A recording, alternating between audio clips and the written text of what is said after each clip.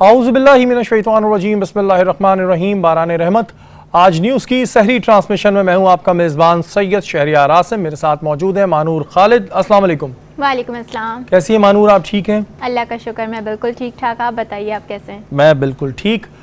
آج ہم 17ویں سحری کی نشست میں موجود ہیں اور 17ویں روزے کے دن مسلمان اور کفار کے بیچ میں پہلی جنگ ہوئی تھی، جسے ہم غزوہ بدر کے نام سے جانتے ہیں۔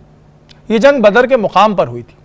اس وقت مسلمانوں کی تعداد بہت مختصر تھی اور کافر لشکر میں بہت زیادہ تھے، پھر بھی مسلمانوں نے بڑے جوش و خروش سے اس جنگ کو لڑا اور جیت گئے اور ایک ہی دن میں کفار کو شکست دے دی۔ آج ہم جانیں گے کہ جنگ بدر سے ہمیں کیا سبق ملتا ہے۔ ہماری اس نشست پہ آج جو مہمان موجود ہیں وہ کسی تعارف کے محتاج نہیں۔ دنیا میں اسلام کو پھیلانے میں ان کی بہت سی خدمات ہیں اور میرے لیے ایک بہت اعزاز کی بات ہے کہ آج وہ ہماری اس نشست میں آئے ہیں۔ ہمارے ساتھ موجود ہیں مفتی طارق مسعود صاحب۔ السلام علیکم۔ وعلیکم السلام۔ سر آپ کو خوش آمدید کہتے ہیں۔ جی جزاکم اللہ۔ اور بہت شکریہ کہ آپ ہماری اس نشست پہ آئے۔ جزاک اللہ، آپ کا بھی شکریہ، آپ نے ہمیں دعوت دی۔ جزاک اللہ۔ روزانہ کی طرح ہمارے ساتھ موجود ہیں مفتی محسن صاحب۔ السلام علیکم محسن بھائی۔ وعلیکم السلام ورحمۃ اللہ وبرکاتہ۔ اپنی نشست کو آگے بڑھاتے ہیں نعت خوانی کے فرائض انجام دینے کے لیے اس وقت ہمارے ساتھ موجود ہیں رمیز قادری۔ ان سے درخواست کروں گا کہ نعت شریف پیش کریں۔ فرمائے مفتی صاحب، تو جب آپ جیسے مہمان آتے ہیں تو ویسے ہی سمجھ نہیں آ رہا ہوتا کہ بات کیا کی جائے۔ ماشاءاللہ آپ کی پرسنالٹی کا ایک ایسا روب ہے کہ بندہ بات کرتے ہوئے سوچتا ہے، اگر کوئی غلطی ہو جائے تو مجھے ابھی سے میں معذرت کرتا ہوں۔ بات ہو رہی ہے جنگ بدر پہ۔ جنگ بدر سے تمام مسلمانوں کو کیا سبق کیا ملتا ہے؟ بسم اللہ الرحمن الرحیم۔ جنگ بدر سے جو سبق ملتا ہے قرآن نے اس کو ہائی لائٹ کیا ہے۔ یوم التقى الجمعان یوم الفرقان یوم التقى الجمعان، کہ اللہ نے اس کو فرقان کا نام دیا ہے۔ فارق، یہ فرق سے نکلا ہے۔ فرق کا مطلب ڈیفرنس، دو چیزوں میں ہم فرق کرتے ہیں، الگ کر دیتے ہیں، چھانٹ دیتے ہیں۔ اصل میں مسئلہ یہ ہے کہ پیغمبروں کی جو بعثت ہے نا، اس کا بنیادی مقصد ہے کہ آپ کو صحیح راستہ پتہ چل جائے۔ یہ ایک دنیا کا سب سے بڑا مسئلہ ہے کہ سیدھا راستہ ہے کیا، یہ آج تک یعنی عقل سے یہ فیصلہ ہو نہیں سکتا۔ بالکل۔ تبھی آپ دیکھیں دنیا کے مختلف ملکوں میں صحیح اور غلط کی ڈیفینیشن الگ ہے، تبھی اس کی بیس پہ ان کے قوانین بھی الگ ہیں۔ تو صحیح اور غلط کا فیصلہ قرآن کا یہ دعویٰ ہے کہ اللہ کے سوا کوئی بھی نہیں کر سکتا۔ اللہ ہی آپ کو دکھا سکتا ہے صحیح کیا ہے غلط کیا ہے۔ تو جو چیز آپ کو بتاتی ہے کہ صحیح اور غلط، اس کو فارق کہا جاتا ہے عربی میں، فرق کرنے والی۔ اور فرقان یہ ایک مبالغہ ہے اس میں، یعنی ایسا فرق کہ دودھ کا دودھ پانی کا پانی۔ تو قرآن کا یہ دعویٰ ہے کہ توحید برحق ہے، شرک کا راستہ ٹھیک نہیں ہے۔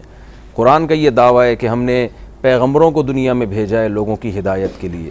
جو نام نہاد لبرل ہیں، جو اسلام کو یا مذہب کو نہیں مانتے، وہ کہتے ہیں ہم اپنی عقل سے فیصلہ کریں گے، ہمیں پیغمبروں کی ضرورت نہیں ہے۔ تو بہت سارے قرآن نے دعوے کیے ہیں کہ آخرت برحق ہے، تم مر کے ختم نہیں ہوتے، تمہیں قیامت کے دن دوبارہ اٹھ کے حساب و کتاب دینا ہے۔ تو ان تمام باتوں کے لیے قرآن نازل ہوا۔ تو قرآن کہہ رہا ہے کہ غزوہ بدر میں ہم نے 313 کو 1000 سے لڑا کر 313 کو ہم نے فتح دی ہے۔ تو یہ اصل میں فرقان تھا، یہ ایک ایسا واقعہ تھا جس نے حق اور باطل کو دودھ کا دودھ اور پانی کی پانی کی طرح ایک الگ کر کے رکھ دیا ہے۔ یہ ایک بہت بڑی عبرت، کیونکہ اسباب کی دنیا میں یہ ممکن نہیں ہے۔ تو یہ پہلی ایک لڑائی تھی اسلام کی، جو بڑی لڑائی تھی، اور اسلام نے یعنی یہ اس میں اللہ نے بتا دیا کہ میں کس کے ساتھ ہوں، اور یہ بتا دیا کہ اب قیامت تک اسلام کو دنیا سے ختم کرنا تمہارے لیے ممکن نہیں رہے گا۔ تو اس لیے اس کو اللہ نے فرقان سے تعبیر کیا۔ اور اس میں جو ہمیں سب سے بڑا سبق ملتا ہے وہ یہی ملتا ہے کہ اگر ہم حق پر ہیں تو بالآخر فتح ہمارا ہی مقدر ہے، اللہ تعالیٰ اہل حق کو کبھی فنا نہیں ہونے دے گا۔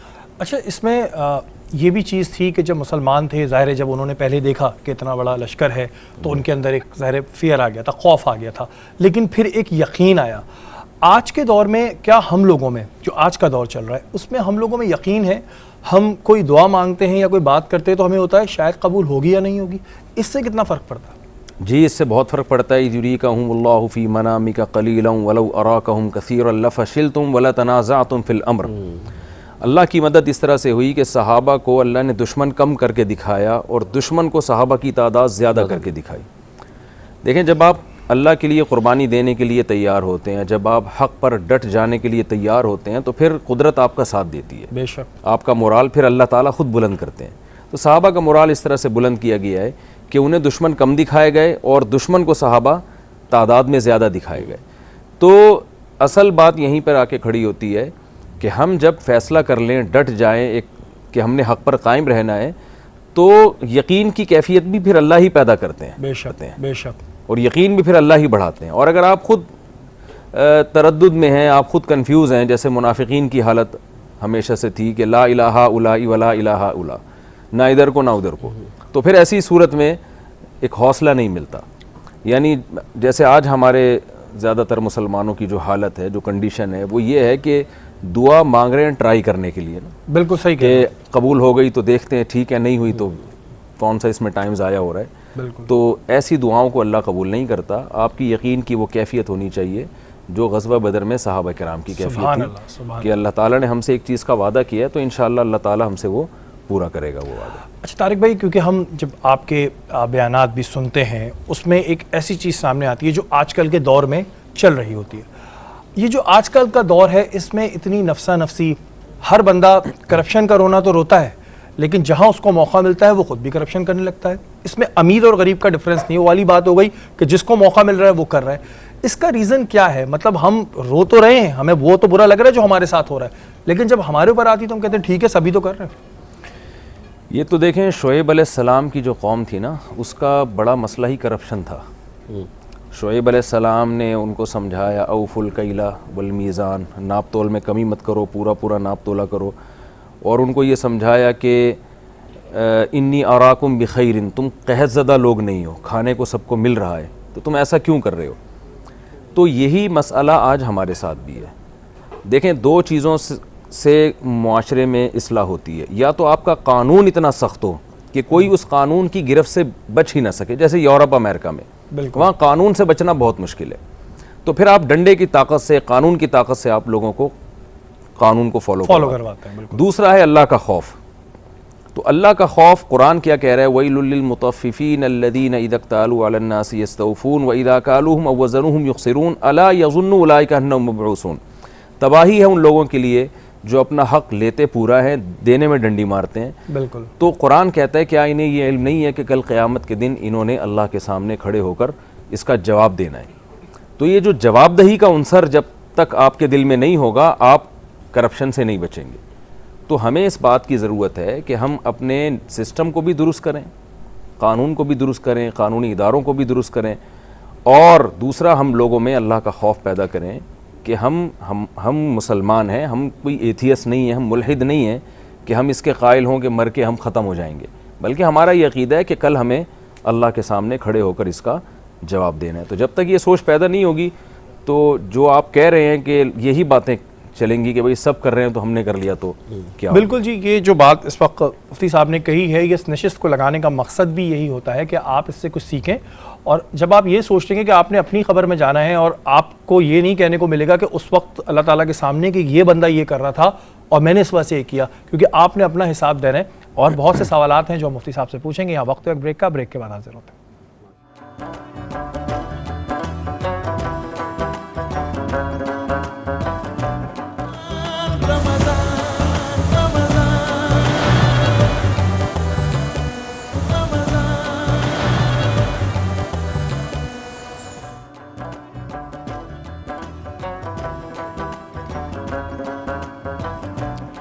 باران رحمت آج نیوز کی سحری ٹرانسمیشن میں ایک بار پھر آپ کو خوش آمدید کہتے ہیں. ہمارے ساتھ موجود ہیں مفتی طارق مسعود صاحب.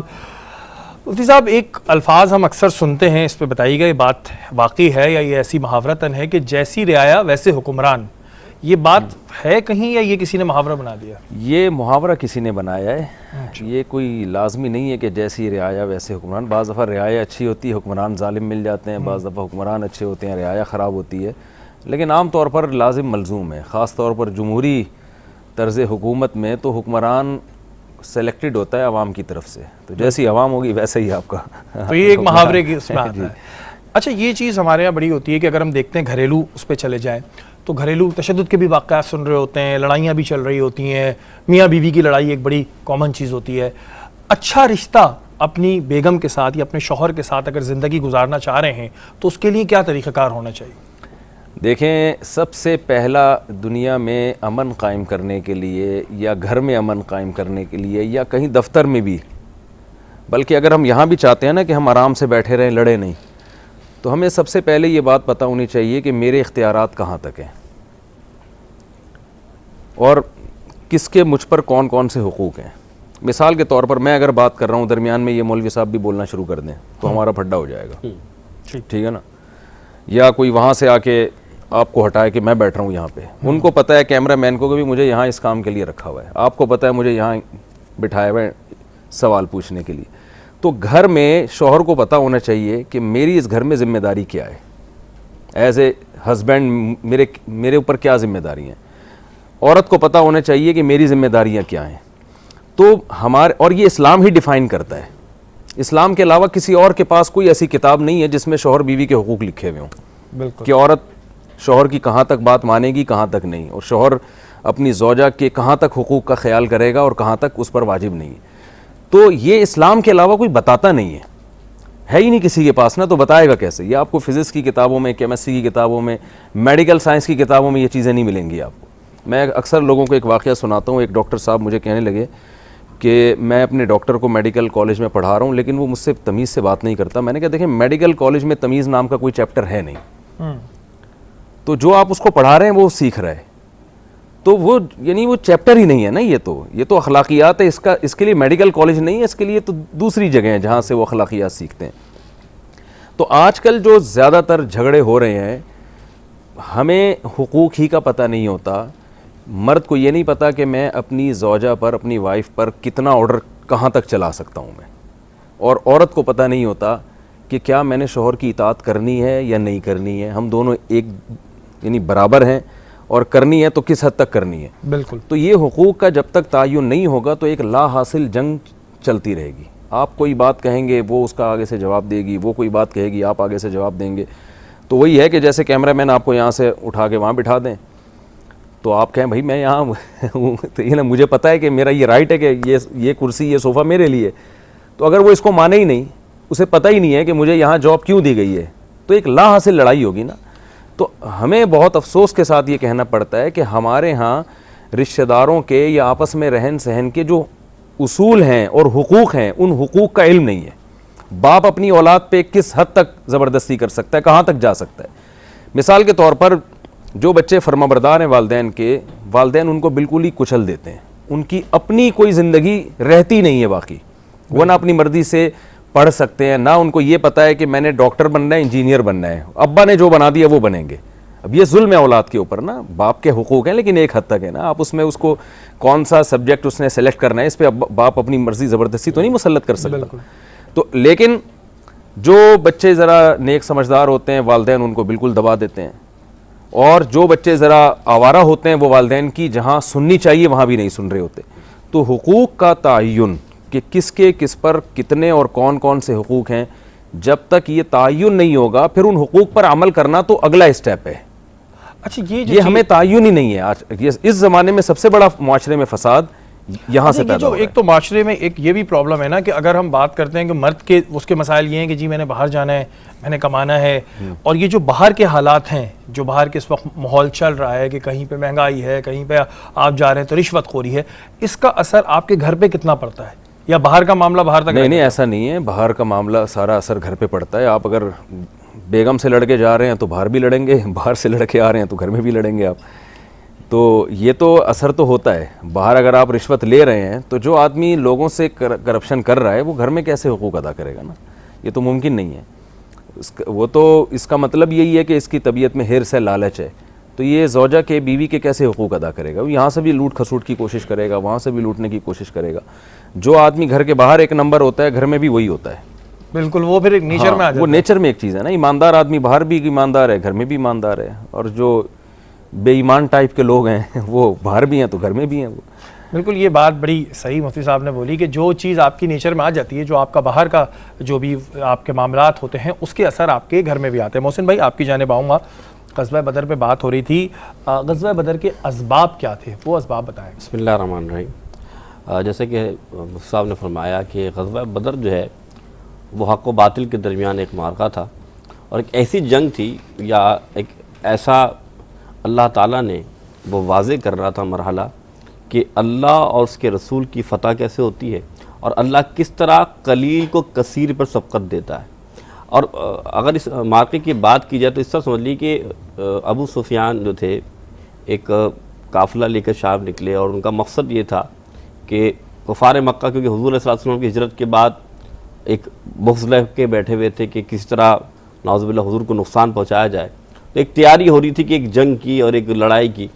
تو ایک قافلہ شام سے واپس آ رہا، تو ابو سفیان ظاہر سی بات ہے مال تجارت اور کچھ کہتے ہیں سامان جسے اسلحہ ہتھیار وغیرہ لے کر جس اس دور کا وہ واپس آتا، حضور علیہ السلام نے صحابہ کرام کو جمع کیا اور فرمایا کہ بھائی یہ جو قافلہ آ رہا ہے اور اس کو ہمیں روکنا چاہیے، اور ابو سفیان کو روک کر جو اس کے مال و اسباب ہے، ہو سکتا ہے یہ اللہ تعالیٰ تمہیں یہ جو مال غنیمت ہے تمہیں عطا فرما دے۔ ابو سفیان کیونکہ وہ ماشاءاللہ اس دور کے بڑے معاملات وہ دیکھتے تھے، کاروبار تاجری بھی بہت بڑے تھے، تو وہ ہر چیز پر نظر رکھتے تھے، اور ایک جاسوس انہوں نے چھوڑے ہوئے تھے، تو پتہ لگا کہ بھائی مسجد المنورہ سے اصحاب اور اللہ کے رسول تشریف لا رہے ہیں۔ تو اس نے کیا کیا کہ اپنے جاسوسوں کو فوراً روانہ کیا۔ اس میں سے ایک جاسوس روانہ کیا کہ بھائی مکے والوں کو بتایا جائے کہ بھائی دیکھو ایسا نہ ہو کہ میں بھی لٹ جاؤں، میں قید کر لیا جاؤں، تو تم تیاری کرو جنگ کی کہ مسلمان مجھ پر زیادتی کرنے یا مجھے قید کرنے یا مجھ سے لڑنے آ رہے ہیں۔ تو مقصد یہ تھا اللہ کے رسول صلی اللہ علیہ وسلم کے ان کو روکنا۔ اب ہوا یہ کہ ادھر جب کفار کو پتہ لگا، ابو جہل کو اور بڑے بڑے رؤسا کو اور سردار قریش کو، تو وہ طیش میں آ گئے۔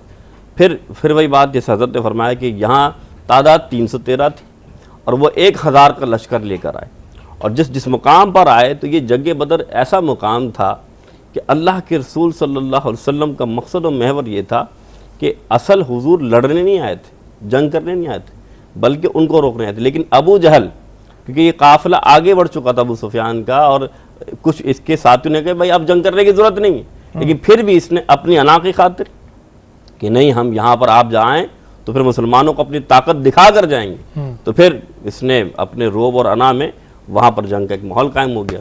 تو پھر اللہ کے رسول صلی اللہ علیہ وسلم نے وہاں پر یہ کہہ کہ پوری رات اللہ کی، جب وہ المختصر میں آپ کو بتانا چاہتا ہوں، واقعہ بڑا طویل ہے کہ اللہ کے رسول صلی اللہ علیہ وسلم ایک سائبان کے اندر مصلی پر موجود ہیں اور فتح و نصرت کی دعائیں کر رہے ہیں، اور یہاں تک کہ پھر حضور صلی اللہ علیہ وسلم نے فرمایا کہ یہاں عتبہ، یہاں شیبہ اور یہاں پر ابو جہل اور ولید، جس طرح حضور نے ایک چھڑی سے نشان لگائے کہ یہاں یہ مریں گے۔ اور پھر صرف ایسا ہی نہیں ہوا کہ جو کثیر تعداد جو دکھائی گئی، مسجد سے اللہ تعالیٰ نے فرشتوں کے ذریعے ان کی مدد فرمائی، سبحان اللہ، اور ایسی فرشتوں کے ذریعے مدد فرمائی کہ وہاں اگر دیکھا جائے تو صحابہ کرام کے پاس صرف 2 گھوڑے تھے، وہاں گھوڑوں کی تعداد زیادہ، یہاں 60 اونٹ تھا تو وہاں پر پتہ نہیں۔ اب یہاں تلواریں اگر آپ دیکھا جائیں تو قلیل تعداد میں، یہاں تک کہ حضرت عکاشہ جو ہے وہ لڑنے لگے تو وہ یعنی کہ ان کی تلوار ٹوٹ گئی، تو اللہ کے رسول نے کیا کیا، ایک چھڑی یعنی کہ آپ دیکھیں ایک لکڑی کا ٹکڑا دیا، اس سے صحابہ لڑ رہے ہیں، تو چھڑی مارنے سے پہلے کافروں کی گردنیں اڑ رہی ہیں۔ تو مراد یہ تھی کہ اللہ تعالیٰ نے اس پہ بڑی مدد فرمائی، نصرت فرمائی۔ مقصد یہ تھا کہ جیسے حضرت نے فرمایا کہ اللہ نے فرق ظاہر کرنا تھا کہ مسلمان جب اللہ اس کے رسول کے لڑیں گے تو اللہ تعالیٰ کامیابی دے گا۔ حضرت مقداد رضی اللہ تعالیٰ صحابی رسول ہیں، مہاجر صحابی ہیں، تو وہ عرض کرتے ہیں یا رسول اللہ آپ غم نہ کیجیے، پریشان نہیں ہوئے گا، آقا ہم آپ کے آگے سے بھی لڑیں گے، ہم آپ کے پیچھے سے بھی لڑیں گے، ہم آپ کے دائیں سے بھی لڑیں گے، ہم آپ کے بائیں سے بھی لڑیں گے۔ صحابہ کا یہ جوش تھا حضور کی محبت میں، اور یہاں تک کہ یہ صحابہ کا جوش تھا، اور ادھر حضور صلی اللہ علیہ وسلم اللہ کے رسول گڑ گڑا کر صحابہ کرام سے کے لیے دعائیں کروا اور فرمائے اللہ اگر یہ باقی نہ رہے تو پھر تیرا کوئی نام لینے والا نہیں رہے گا۔ سبحان اللہ۔ اور بات یہی ہے کہ جب آپ کا ایمان پختہ ہوتا ہے اور آپ اللہ پہ یقین کر کے کسی بھی کام کی شروعات کرتے ہیں، آپ یقین مانیں میرا اتنا علم نہیں ہے، لیکن بحیثیت مسلمان میں یہ بات کہہ سکتا ہوں کہ جب آپ اس ایمان کے ساتھ اتریں گے کہ میرا رب میری اس جائز مراد کو ضرور پوری کرے گا، تو وہ ضرور پوری ہوگی۔ اور یہی آج کل کے دور میں ہم میں کمی آ چکی ہے کہ ہم وہی جیسے کہ مفتی صاحب نے کہا کہ ہم ایکسپیریمنٹ کے طور پہ دعا مانگ رہے ہوتے ہیں، قبول ہو گئی تو ٹھیک ہے، ایسے دل کے ساتھ دعا نہ کریں، جب بھی دعا کریں دل سے کریں۔ یا وقت ایک بریک کے بعد حاضر ہوتے ہیں۔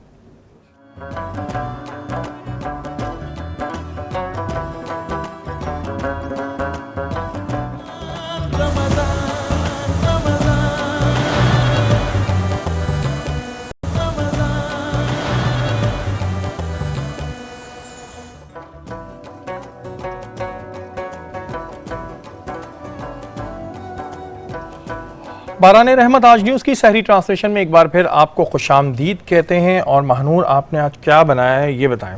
آج میں نے آلو مٹر کا بھرتا بنایا ہے کیونکہ بہت ٹائم سے میں کچھ چکن بیف ایسی بنا رہی تھی, بچے خوش نہیں ہو رہے تھے, تو بچوں کو خوش کرنے کے لیے آج میں نے آلو مٹر کا بھرتا بنایا کیونکہ آلو بچوں کے فیوریٹ ہوتے ہیں. ٹھیک ہے جی. اور ڈرنک میں کیا بنا رہی ہیں آپ؟ آج ڈرنک میں میں بیٹ روٹ کا جوس بنا رہی ہوں, جس میں میں بیٹ روٹ کو سب سے پہلے میں نے اس کی پیوری بنائی تھی, اس کے بعد اس کو میں نے گرائنڈر میں ڈالا, اس میں شوگر سرپ حسب ذائقہ آپ ڈال سکتے ہیں, نمک آپ 2 چٹکی ڈالیں بہت رہے گا, تھوڑی سی کالی مرچ تاکہ تھوڑا سا اس کے اندر تیکھا پن آئے. اس کے اندر میں نے گل بہار کا شربت یوز کیا ہے اور اس کو بلینڈ کر لیا, جیسے کہ آپ ابھی میرے بلینڈر میں دیکھ بھی سکتے ہیں. یہ اس کا میں نے ایک طریقے سے سیرپ تیار کر لیا ہے. اب میں بس ان کو ڈائریکٹ گلاسز میں ڈالوں گی. گلاسز میں نے ایک چمچ تک ملنگا پہلے سے ایڈ کیا ہوا ہے, اس میں ڈال کے اوپر سے ہم 7 اپ ڈال دیں گے اس میں. بالکل جی. اور کافی دنوں سے ہمیں بڑے مزے کی کھانے بھی کھلا رہی ہیں اور بہت اچھے کھانے کھلاتی ہیں, اور اس وقت آپ دیکھ رہے ہیں کہ ہماری نشست پہ بہت سی ایسی باتیں ہو رہی ہیں جس کے جواب تو ہم بھی جاننا چاہ رہے ہوتے ہیں. طارق بھائی, آج کل ایک وبا پھیلی ہوئی ہے جو کافی عرصے سے اس وقت پھیلی ہوئی ہے, کرونا وائرس. اس پہ بہت سے لوگوں کے الگ الگ ایک تو یہ ہوتے ہیں کہ سوشل میڈیا پہ بہت سے لوگ اپنے نسخے بھی ڈال دیتے ہیں, اور دوسرا یہ کہ بہت سے لوگ جو ہیں اس پہ بلیو اس طرح نہیں کرتے کہ SOPs فالو نہیں کر رہے. بہت سے کہہ رہے ہیں جو ہونے والی چیز ہے وہ تو ہو ہی جائے گی. اس پر ذرا کچھ آپ بیان فرمائیے. جو ہونے والی چیز ہے وہ تو ہو ہی جائے گی, تو ہمیں تو نہیں پتہ نا کہ کیا ہونے والا ہے ہمارے ساتھ, تو اس لیے ہمیں تو شریعت نے احتیاط کا حکم دیا ہے, اسباب اختیار کرنے کا حکم دیا ہے. اور قرآن مجید میں اللہ کا ارشاد ہے وَلَوْ رَدُّوهُ إِلَى الرَّسُولِ وَإِلَىٰ أُولِي الْأَمْرِ مِنْهُمْ لَعَلِمَهُ الَّذِينَ يَسْتَنبِطُونَهُ مِنْهُمْ, کہ کوئی بھی جب خبر آیا کرے نا تو اللہ رسول یعنی شریعت کی طرف لوٹاؤ, اور اولو الامر کی طرف. اولو الامر کہتے ہیں جو بھی اس معاملے کے ماہرین ہیں. تو کوئی بھی خبر جب ہوگی, اب کرونا بھی ایک خبر ہے, تو اس کو ہم نے لوٹانا ہے اس کے ماہرین. ظاہر ہے بیماریوں کے ماہرین ڈاکٹرز ہوتے ہیں, بالکل, تو ڈاکٹروں سے ہم نے اس کے بارے میں پوچھنا ہے کیا یہ خبر ٹھیک ہے, کیا یہ واقعی اتنی بھیانک بیماری ہے جتنی بتائی جا رہی ہے, کیا اس سے بچنے کے لیے SOPs پر عمل کرنا پڑے گا. تو ساری دنیا کے ڈاکٹر اگر کسی چیز پر متفق ہوں تو پھر اس کو نہ ماننا یہ شریعت کا حکم نہیں ہے. تو جو SOPs ڈاکٹروں کی طرف سے بتائی جاتی ہیں ان پر عمل کرنا چاہیے, اس کے بعد اللہ پہ توکل کرنا چاہیے. توکل کا یہ مطلب نہیں ہے کہ آپ اسباب چھوڑ دیں اور اللہ پر توکل کریں, جو ہوگا دیکھا جائے گا. ایک صحابی نے رسول اللہ صلی اللہ علیہ وسلم سے پوچھا کہ یا رسول اللہ میں اونٹ کے پاؤں میں رسی باندھوں یا اللہ پہ توکل کروں, یعنی ایسے ہی چھوڑ دوں رسی کے بغیر اور اللہ پہ توکل کروں, اللہ بچانے والا ہے. تو آپ نے فرمایا شد عقالہ وتوکل علی اللہ, رسی بھی باندھو اور پھر اللہ پہ توکل بھی کرو. تو ہم دیکھتے ہیں کوڑ کے مریض کو آپ صلی اللہ علیہ وسلم نے مسجد نبوی میں نہیں آنے دیا.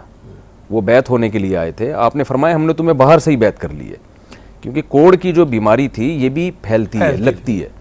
تو ہمارے پاس آپ صلی اللہ علیہ وسلم کی سیرت میں ایسی وباؤں سے متعلق ہدایات موجود ہیں. طاعون کی بیماری پھیلتی ہے, اس میں آپ نے حکم دیا کہ جو اپنے گھر میں صبر سے قرار پکڑے گا, اپنے شہر میں رہے گا, وہاں سے فرار نہیں ہوگا, اور اس میں اس کی موت واقع ہو گئی تو اس کے شہید کا اجر ملے گا. سبحان اللہ. تو دیکھیں نا کیوں حکم دیا جا رہا ہے کہ آپ کے شہر میں ایک بیماری پھیلی, آپ بھاگیں گے تو وہ پھیلائیں گے آپ. اب چائنا میں جب یہ بیماری آئی تھی, اگر وہ بارڈر صحیح طرح سے سیل کر دیا جاتا اور وہاں سے لوگوں کو نہ نکلنے دیا جاتا, تو آج پوری دنیا جس تباہی کے دہانے پر کھڑی ہے ایسا نہ ہوتا. تو وہاں بھی لوگ فرار ہوئے, بھاگے ہیں. ٹھیک ہے گورنمنٹ نے کوشش کی روکنے کی, لیکن نہیں رکے لوگ. تو اور وہ ساری دنیا جس لپیٹ میں آئی ہے, ہمارے پڑوسی ملک ہندوستان کا آپ حال دیکھ لیں, کس اللہ تعالیٰ ان لوگوں کی حفاظت فرمائے. تو ان احتیاطوں پر بہرحال ہمیں عمل کرنا پڑے گا. اچھا, ویکسینیشن کی جہاں بات آتی ہے تو اس میں قیاس آرائیاں بہت ہیں. ایک تو وہی والی بات کہ ڈاکٹر سے پوچھو, ہمارے یہاں خود ہی فیصلہ ہو رہا تھا, نہیں یہ چائنیز سے آئی ہے, یہ اسرائیل کی سازش ہے, یہ ہے, الگ الگ باتیں ہوتی ہیں. آپ کیا کہتے ہیں ویکسینیشن کے حوالے سے لوگوں کو یہ لگوانی چاہیے؟ دیکھیں میں یہی بات عرض کر رہا ہوں, ویکسین ڈاکٹروں کی فیلڈ ہے نا, علماء کی ہے, مفتیوں کی فیلڈ نہیں ہے. تو یہ بات بھی ڈاکٹر سے پوچھنے کی ہے. تو ڈاکٹر اگر کہتے ہیں لگوانی چاہیے تو لگوانی چاہیے, ڈاکٹر اگر کہتے ہیں نہیں لگوانی چاہیے تو نہیں لگوانی چاہیے. اب دیکھیں اسرائیل نے ماسک کی پابندی اسرائیل میں ختم ہو گئی ہے, کیونکہ انہوں نے سب نے ویکسین لگا لی ہے. اور ہمارے یہاں لوگ کہہ رہے ہیں اسرائیل کی سازش ہے ویکسین. یہ ایسی سازش ہے جو سب سے پہلے اس نے ٹیکے اپنے لگائے ہیں. بالکل. تو اس میں اب یہ بات البتہ ضرور ہے کہ ویکسین بہت مختلف قسموں کی آ رہی ہیں. تو آپ کو جس ڈاکٹر پہ اعتماد ہو کہ بھئی یہ یعنی ذمہ دار ہیں تو ان کے مشورے سے آپ ویکسین کا استعمال کریں، کیونکہ ایسی خبریں آ رہی ہیں کہ کچھ ویکسین کے سائیڈ ایفیکٹ بھی ہوئے ہیں. تو لیکن یہ کہ مجھے اس لیے پورا اعتماد نہیں ہوتا کہ یہ یوٹیوب کی اور فیس بک کی وائرل ہونے والی ویڈیوز ہیں، ان میں یقین بھی نہیں ہوتا کہ ایسا ہوا بھی. وہ ایسی آتی ہیں کہ فلاں نے ویکسین لگائی تھی وہ اسی 3 دن میں مر گئے. تو یہ خبریں جب پھیلتی ہیں تو ڈاکٹر سے پوچھنا چاہیے کہ بھئی وہ کیا کہتے ہیں اس بارے میں. اچھا، ایک چیز یہ اتنی خطرناک وبا آئی جس میں پیسہ بھی کام نہیں آ رہا تھا، لوگوں کے اندر لوگوں نے اپنا پیسہ پھینک دیا، یہ تو ہوا. لیکن ہمارے ہاں بھی یہ چیز دیکھنے میں آئی کہ جو چیزیں 3-3 ہزار کی تھیں وہ 30-30 ہزار کی ہو گئیں، مارکیٹ سے غائب ہو گئی. 25 روپے والا ماسک کہاں پہنچ گیا، آکسی میٹر غائب ہو گئے. طارق بھائی کیا ریزن کیا ہے؟ ہمیں ابھی پتہ نہیں ہے کہ اگر یہ ہمیں اس وقت جب وبا تھی لگ جاتی ہمارے بچنے کا چانس نہیں تھا، لیکن ہم اس وقت بھی مال کیوں جمع کر رہے تھے؟ اتنی محبت میں کیوں ہو آپ گئی سے مال عرض سے؟ کروں کہ ہمارے اسکولوں میں یونیورسٹیوں میں مذہب کو جس طرح پڑھانا چاہیے جو وہ پڑھایا نہیں جاتا. چند واقعات بس اسلامیات کی کتابوں میں رکھے ہوئے ہیں. ہر چیز میں قرآن و سنت میں رہنمائی ہے. آپ صلی اللہ علیہ وسلم نے صحابہ کو منع کیا، صحیح مسلم کی حدیث ہے کہ جب کوئی تجارتی قافلہ باہر سے آ رہا ہو تو ایک تاجر جا کے سارا مال نہ خرید لے. وہ سب کچھ اس کے جب ہاتھ میں آئے گا تو وہ اپنی من مانی قیمتوں سے لوگوں کو بیچے گا. آپ نے فرمایا دعوا الناس یرزق اللہ بعضهم ببعض، لوگوں کو اپنے حال پہ چھوڑ دو بزنس میں، اللہ ایک دوسرے کے ذریعے سب کو روزی دے گا. تو آپ صلی اللہ علیہ وسلم یہ نہیں چاہتے تھے کہ تجارت میں کوئی خاص پروڈکٹ کسی ایک آدمی کے ہاتھ میں آ جائے. اس سے آپ نے منع کیا ہے کہ اس لشکر کو، اس قافلے کو اندر آنے دو مدینہ میں، وہ آزاد ہو جو جس قیمت پہ خریدنا چاہے اس سے. اس کو تلقی جلب کہا جاتا ہے. تو یہی چیز آج یہاں ہو رہی ہے کہ ایک آدمی وہ ایک اسٹاک کر لیتا ہے، پھر وہ اپنی منمانی قیمتوں پہ بیچتا ہے. اب آپ نے کوئی سارے ماسک کے کنٹینر اگر چند لوگ خرید لیں گے تو پھر تو اسی طرح وہ تو سونے کے بھاؤ بیچنا چاہیں لوگ تو مجبور ہیں خریدیں گے. ابھی ایک اور جنگ سوشل میڈیا پہ چل رہی ہے کہ انڈیا جو ہمارا پڑوسی ملک ہے، ادھر جو وبا پھیلی ہوئی ہے، اب کچھ لوگ اگر ان کے حق میں دعا کر رہے ہیں تو کچھ لوگ اس کو کرٹیسائز کر رہے ہیں کہ جی کشمیر میں یہ ہوا تھا، یہ ہوا تھا. اسلام کیا کہتا ہے کہ اگر ہمارا پڑوسی ملک اس مصیبت میں ہے تو کیا ہمیں ان کے لیے دعا کرنی چاہیے؟ جی 100% دعا کرنی چاہیے.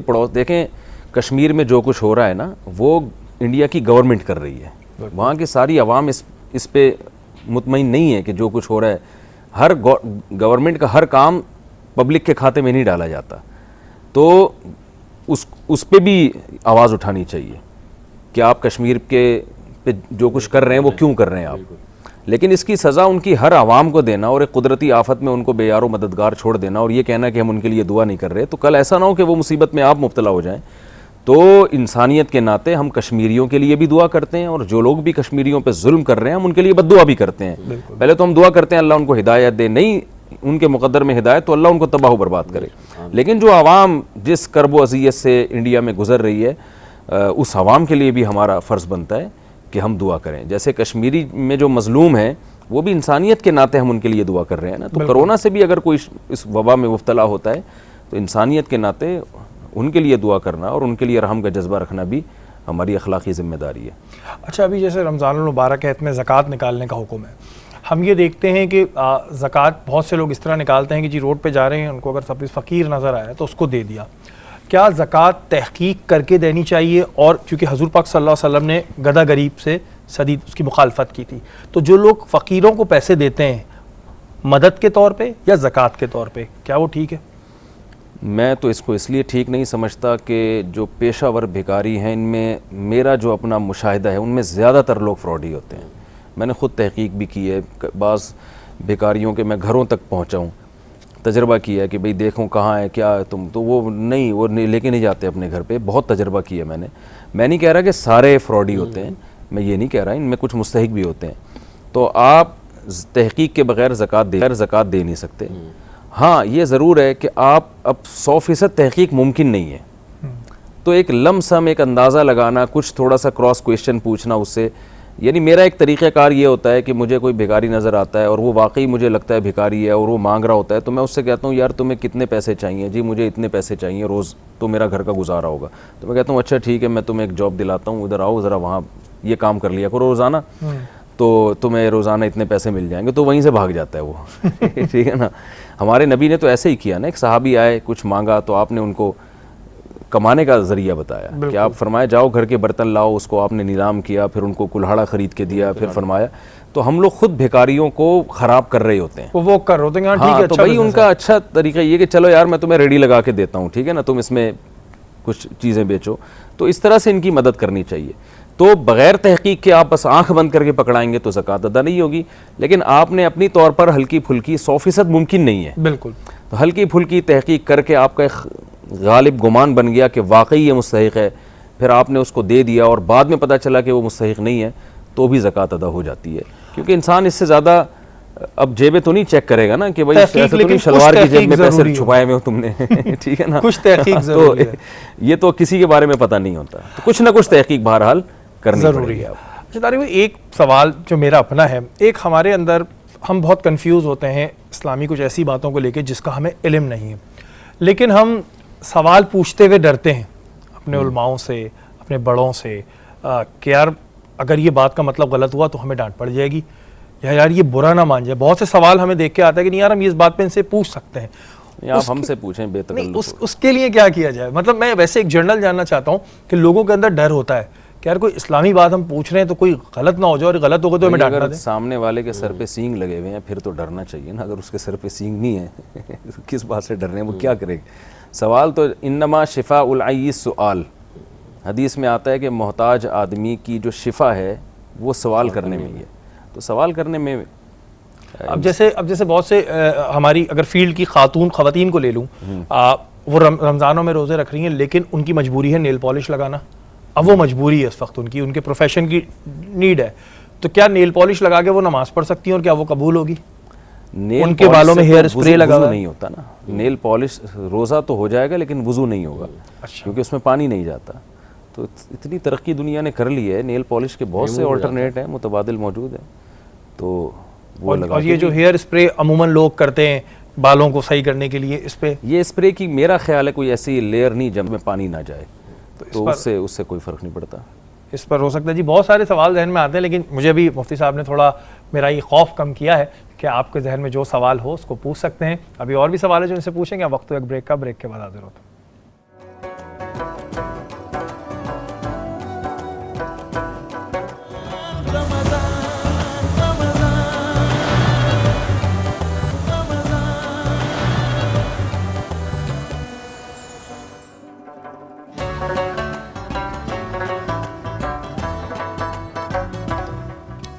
باران رحمت سحری کی ٹرانسمیشن میں ایک بار پھر آپ کو خوش آمدید کہتے ہیں. اس وقت سحری کے دسترخوان پہ ہم موجود ہیں.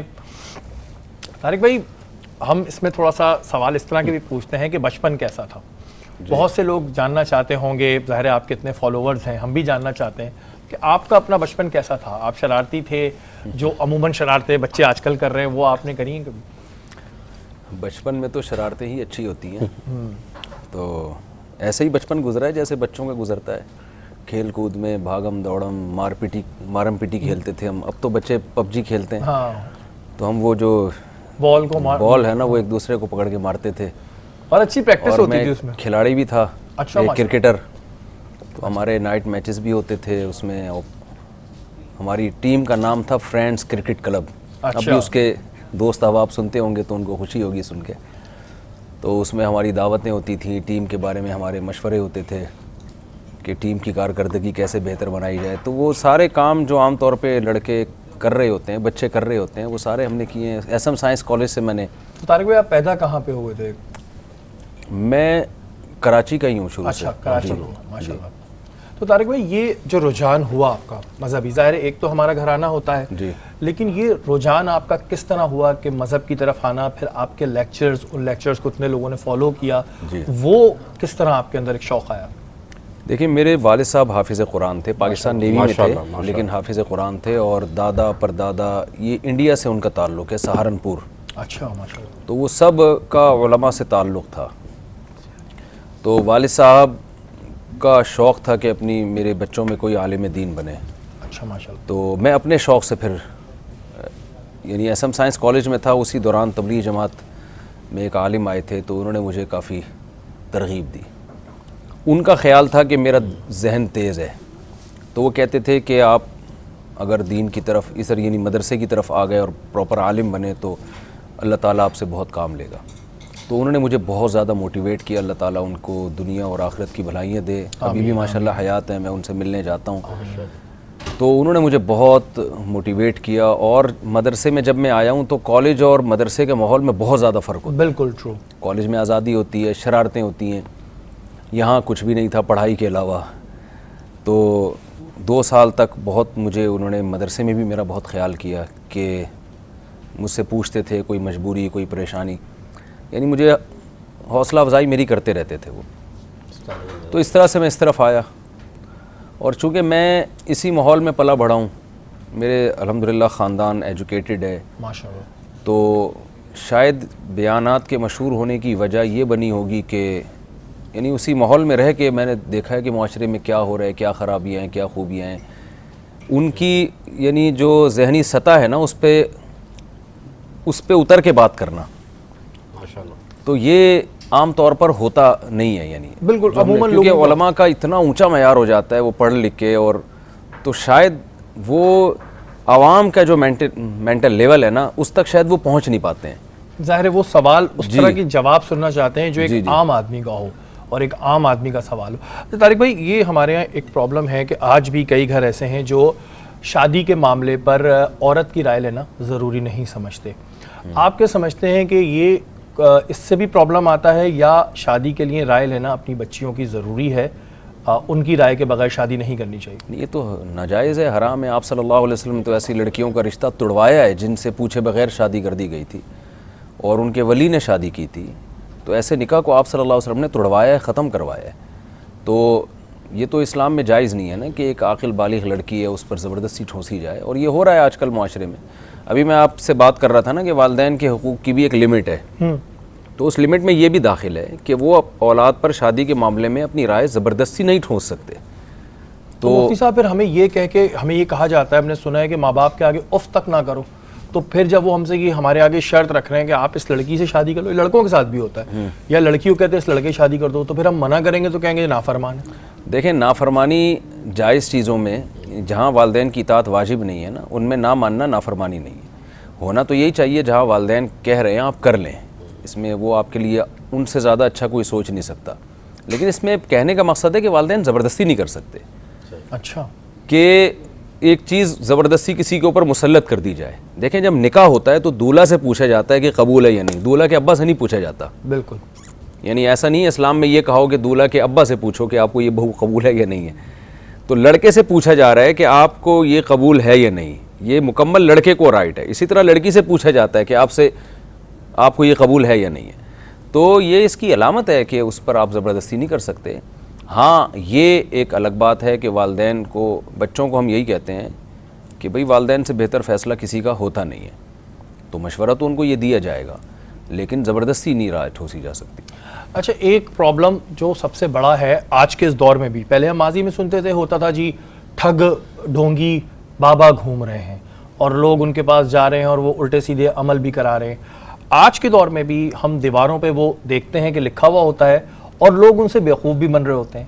اتنے پروگرامز ہم کر چکے ہیں, اتنی چیزیں آپ لوگ بھی آگاہی دے چکے ہیں, سمجھ کیوں نہیں رہے ہیں لوگ کہ بھائی جو بندہ آپ سے اس چیز کے پیسے مانگ رہا ہے کہ جاؤ قبرستان میں اس چیز کو مردے کو گاڑ کے آ جاؤ یا وہ پتلا گاڑ کے آ جاؤ, وہ کیسے شفا دے سکتے؟ دیکھیں, ایک بیماری ہوتی ہے نا وہم کی, مختلف لوگوں کو مختلف قسم کی وہم کی بیماریاں ہوتی ہیں.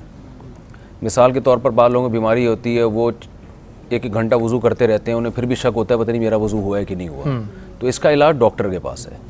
تو یہ جو اس طرح کے روحانی لوگوں کے پاس جاتے ہیں نا کہ یہ سنگ دل محبوب آپ کے قدموں میں, اور یہ ان کو ایک بیماری ہوتی ہے وہم کی, یہ لاجک کو نہیں دیکھ رہے ہوتے.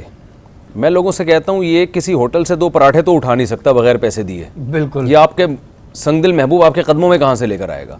اب یہ لاجک کی بات وہمی آدمی کو نہیں سمجھ میں آئے گی. تو یہ ایک بیماری ہے لوگوں کو وہم کی کہ شاید اس کے پاس کچھ ہو اور یہ ہمارا کام بنا دے. تو ان لوگوں کا علاج میرا خیال ہے نفسیاتی ڈاکٹر کے پاس شاید ہو کہ وہ ان کی سیٹنگ کو ٹھیک کرے. اور یہ جو روحانی لوگ ہوتے ہیں, یہ جو روحانیت کے نام پہ جو دھندے کر رہے ہیں, یہ لوگوں کی نفسیات سے فائدہ اٹھاتے ہیں. پرسوں ایک صاحب مجھ سے ملے, مجھے کہنے لگے کہ میں کسی روحانی عامل کے پاس گیا اور میں نے کہا مجھے بھی یہ کام سکھاؤ. اچھا, تو اس نے کہا کہ میں آپ کو سکھاؤں گا. اس نے کہا بہت آسان کام ہے کہ 10-20 قسم کے لوگ آپ کے پاس آئیں گے، ان میں آپ نے صرف اس شخص کے علاج کی کوشش کرنی ہے جو وہمی ہو، اور وہی آپ کا کسٹمر ہوگا. یعنی آپ کو یہ 10-20 لوگوں میں بات چیت کر کے آپ کو اندازہ ہو جائے گا کہ کہاں آپ کی دکان چلے گی اور کہاں نہیں چلے گی.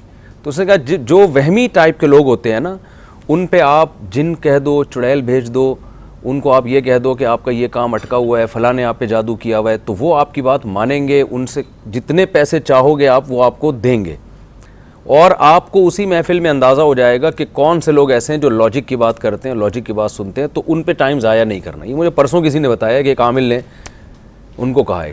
اچھا، تو ہر معاشرے میں نا 1-2% لوگ وہمی ہوتے ہیں، بالکل، اور اسی چیز کا فائدہ، اور وہ اسی چیز کا لوگ وہ شکی ہوتے ہیں.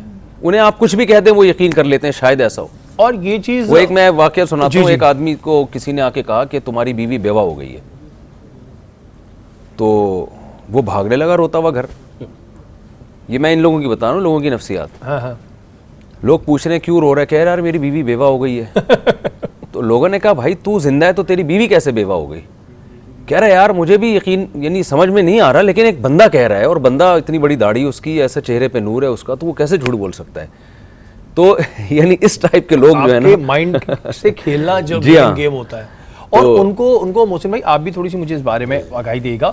ان کو سیدھا راستہ نہیں سمجھ آ رہا ہوتا. اگر کوئی ان کو بولتا ہے کہ آپ اتنی دفعہ یہ درود شریف پڑھیں، آیت الکرسی کا ورد کریں، وہ نہیں، ان کو وہی سمجھ آئے گا کہ کالا مرغا اس طرح کاٹ دیجیے گا یا وہ سوئیاں لے آؤ. یہ لیکن پھر وہی جو مصطفی بھائی نے جو بات کی نا، ساری بات اتنی سی ہے کہ دین جو ہے نا اس نے ہمیں بتا دیا ہے کہ اہدنا الصراط المستقیم صراط الذین انعمت علیہم، کہ تم سیدھے راہ پہ چلو، اور جن پر انعام کیا گیا. اور انعام کن پہ کیا گیا ہے؟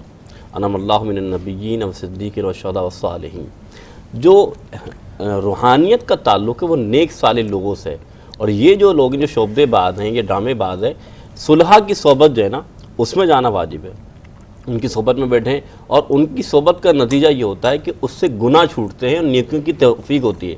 اور یہ ان کے پاس جانے سے اللہ معاف فرمائے گناہ کیا چھوٹیں گے، بلکہ اور وہ گناہ کی ترغیب دیتے ہیں. تو ان لوگوں کی اطاعت کرنا، ان لوگوں کے پاس جانا کسی طریقے سے جائز نہیں. بلکہ ساری بات یہ بھی آ گئی، ایک تو وہم کیا ہوتا ہے، دوسری بات میں عقیدے کی بھی کمزوری ہے. بالکل وہم کی شکایت بالکل ہو سکتی ہے، لیکن جب انسان کا اللہ اس کے رسول پر عقیدہ ہوگا نا، تو عقیدے کی کمزوری کی بنا پر بھی لوگ ایسے کام کرتے ہیں کہ وہ فلاں کے پاس جاؤں تو شاید میرا یہ کام ہو جائے، فلاں کے پاس جو میرا یہ کام ہو جائے. صحابہ کرام سورہ فاتحہ پڑھتے تھے اور صاحب کا زہر نکل جاتا تھا. قرآن تو وہی پڑھتے تھے، قرآن نہیں پڑھتے، لیکن بات یہ تقوی ہمارا ویسا نہیں ہے. جب وہ تقوی پیدا کر لیں گے نا، خدا کی قسم آپ فاتحہ پڑھ کے دیکھیں، آپ کو یہ یقین ہو کہ آپ پڑھ رہے ہیں بالکل. تو اللہ تعالیٰ پر ایک تو عقیدہ، دوسرا صحبت صالحین، اچھے لوگوں کی بالکل ہیں جو اللہ کے دین کو اور روحانیت کو بانٹ رہے ہیں. لیکن وہی بات آئی، یہ جو لوگ ہیں جن کے بارے میں ابھی آپ بات کر رہے تھے، یہ وہ شعبے باز ہیں، یہ ڈھونگی ہیں جو دین کو بگاڑ پیدا کر رہے ہیں اور اسلام کی تعلیم نہیں دے رہے بلکہ اسلام کے خلاف کام کر رہے ہیں. بالکل جی. یہ تمام چیزیں آپ لوگوں کو اس نشست میں بتانے کا مقصد یہ ہے کہ آپ لوگ کسی وہم میں یا عقیدے کی کمزوری میں ایسے قدم نہ اٹھایا کریں. پھر آپ اس طرح قدم اٹھاتے ہیں، پھر ایسے کئی واقعات ہمارے سامنے آتے ہیں، کئی گھر تباہ ہو گئے، اور اس چیز سے بچنے کی ضرورت ہے. مفتی صاحب، مسجد میں سونے کی اگر بات کریں تو کیا مسجد میں سونا جائز ہے؟ آپ سو سکتے ہیں مسجد میں؟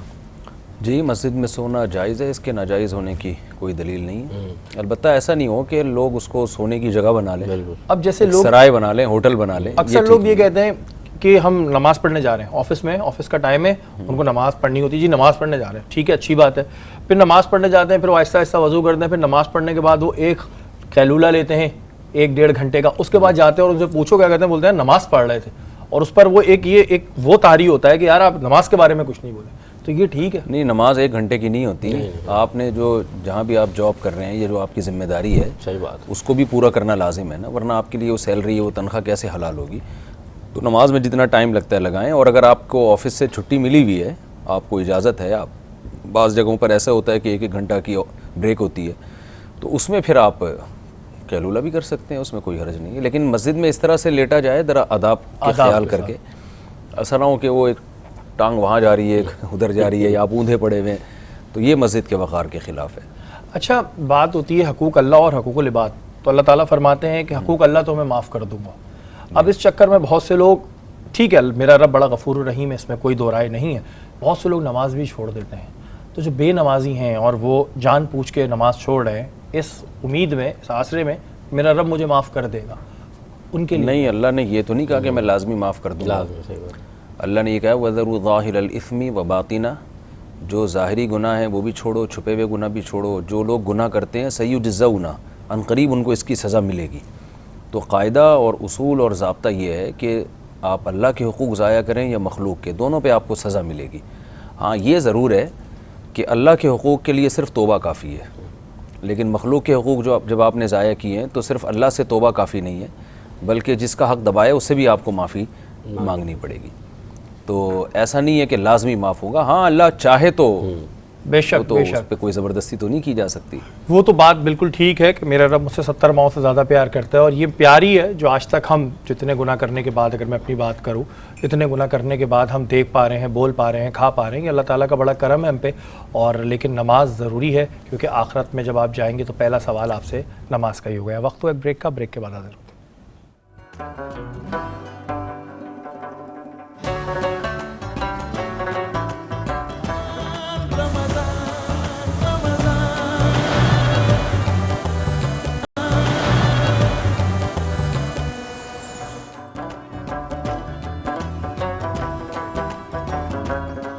باران رحمت آج نیوز کی سحری ٹرانسمیشن میں ایک بار پھر آپ کو خوش آمدید کہتے ہیں. بہت ہی اہم وقت ہے, بہت ہی قیمتی وقت ہے, اس میں زیادہ سے زیادہ دعا کریں ہمارے لیے بھی, اپنے لیے بھی, کہ اللہ تعالیٰ ہمارے گناہوں کو معاف کرے. ہمارے ساتھ موجود ہیں مفتی طارق مسعود صاحب, بہت ہی ان سے دلچسپ گفتگو ہو رہی ہے, بہت سے سوال ذہن میں آ رہے ہیں.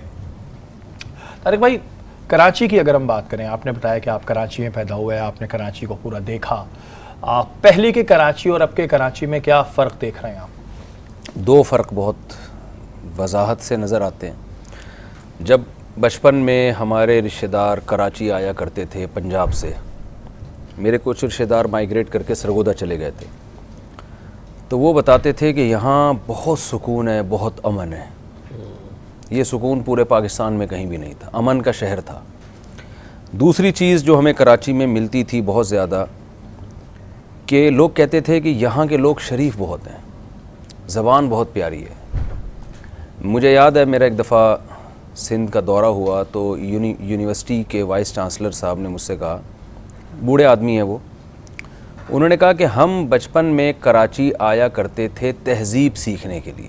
بالکل, یعنی ہمارے والدین نے ہمیں کہا کہ کراچی میں کچھ ٹائم گزارو تاکہ تمہیں تہذیب آئے, بات کرنا. اور پھر انہوں نے مجھے وہ حالانکہ وہ سندھی اسپیکنگ ہے, انہوں نے مجھے کہا کہ ہمیں یاد ہے کراچی میں اسکول میں ایک دفعہ میں نے کہیں کہہ دیا کہ ادھر آؤ, تو میری ٹیچر نے کہا کہ ادھر آئیے کہتے ہیں, آؤ نہیں کہتے. یہ کراچی کا ماحول تھا, ایک بہترین اردو بولی جاتی تھی. ہمیں یاد ہے ہم جب پنجاب جایا کرتے تھے تو پولیس والے اردو بولنے کی وجہ سے چھوڑ دیا کرتے تھے کہ کراچی سے آیا, بڑا ایک مہذب اور تہذیب یافتہ لگ رہا ہے, یہ ہوتا تھا. لیکن اب یہ کراچی کا امیج شاید نہیں رہا ہے. بالکل, تو اس کو واپس لانے کی ضرورت ہے. امن ہونا چاہیے یہاں پہ, تہذیب. گالیاں ہماری زبانوں سے نکلیں تو گالیاں ایسے دے رہے ہیں لوگ بات بات پہ, مذاق میں بھی دے رہے ہیں. یہ چیز پہلے نظر نہیں آتی تھی. تو ہمیں وہ اصل تہذیب لانے کی ضرورت ہے جو اصل ہمارا کلچر تھی, عمل لانے کی ضرورت ہے. کچھ چیزیں گورنمنٹ کی ذمہ داری ہیں, جو حال کچرا کنڈی بنایا ہوا ہے کراچی کو آپ دیکھیں, تو کاش ایسا ہو جائے کہ کراچی ویسا ہی ہو جائے جیسا پہلے ہوا کرتا تھا. اچھا طارق بھائی, کیونکہ آپ کا ماشاءاللہ ایک تجربہ ہے, ایک تجزیہ ہے, ہم اگر اپنے معاشرے میں بگاڑ کی بات کریں تو کون سا ایسا پوائنٹ ہے جس سے آپ سمجھ رہے ہیں کہ سب سے زیادہ بگاڑ اس چیز کی وجہ سے پیدا ہو رہا ہے, اس چیز کو ختم ہونا چاہیے ہم سب کے اندر سے؟ یعنی معاشرے سے مراد آپ پورے معاشرے کی بات کر رہے ہیں, کراچی کی بات کر رہے ہیں, یا پورے اوور آل؟ چلے ہم کراچی کی اگر بات کر لیں. دیکھیں کراچی کا تو جو عصبیت لسانیت کی جو ایک آگ بھڑکی ہے نا یہاں پہ, اس سے یہاں کا ماحول خراب ہوا ہے. سیاست نے تباہ کی ہے کراچی کو. تو اس کی اصلاح تو یہی ہوگی کہ ہم ایک قوم ہیں, ایک ملک ہے, اس میں یہ الگ, یہ پنجابی, یہ پٹھان, یہ سرائکی, یہ مہاجر, یہ سب نعرے ختم ہونے چاہیے ہمارے. ہمیں ایک ملک کے لیے سوچنا چاہیے, شہر کے لیے سوچنا چاہیے.